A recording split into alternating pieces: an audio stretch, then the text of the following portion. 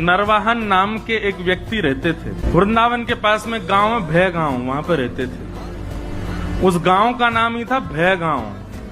भय गांव क्यों? बोले सब भयभीत खाते थे उससे। क्यों? निर्वाहन जी इतने क्रूर थे। वृंदावन का मूल उद्देश्य पहले वहां श्री यमुना जी इतनी विशाल थी कि व्यापार के लिए लोग बड़े बड़े जहाज लेकर के वहां से आया करते थे।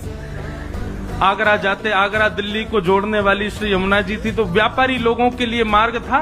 वृंदावन तो महाराज क्या बताएं, अब कहने में थोड़ा आज संकुचित होता, पर डकैतों का गढ़ था। वहां पे सब लूट मार करने वाले बैठे रहते, और जब कभी भी जहाज यमुना जी में होके निकलते तो विशेष रूप से नरवाहन, इसकी पूरी गैंग थी, बड़े महाराज खूब सारे लोग थे। आते जाते जहाजों को अर्धरात्रि में कैसे भी करके और पकड़ लेता और उनसे कर वसूलता। कर तो लेता ही, ऊपर से कुछ ना कुछ लूट मार भी कर लेता। इसलिए सब लोग डरते थे यमुना जी के मार्ग से, दिन दिन में ही निकल जाओ, कहीं रात हो गई तो नरवाहन पकड़ लेगा। ऐसा नरवाहन। तो जब श्री महाप्रभु जी राधा वल्लभ लाल जी को लेकर के वृंदावन में आए तो वर्णन आता है कि आत्मदेव ब्राह्मण जिसकी 2 कन्या थी, उसने खूब धन संपत्ति देकर के भेजा। साज सज्जे, ऐसे सुंदर सुंदर श्रृंगार, ऐसे सुंदर सुंदर सोने चांदी मणि आदि के मुकुट।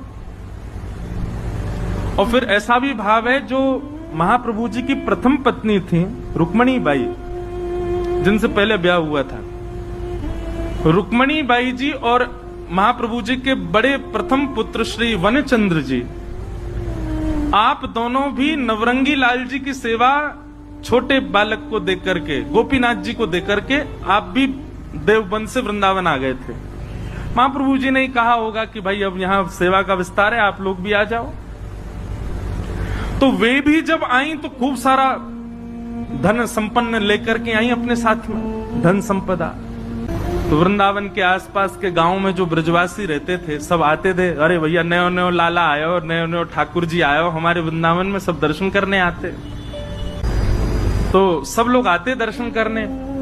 कुछ ब्रजवासियों के चित्त में चिंता प्रकट हुई और उन्होंने महाप्रभु जी से कहा, भगवान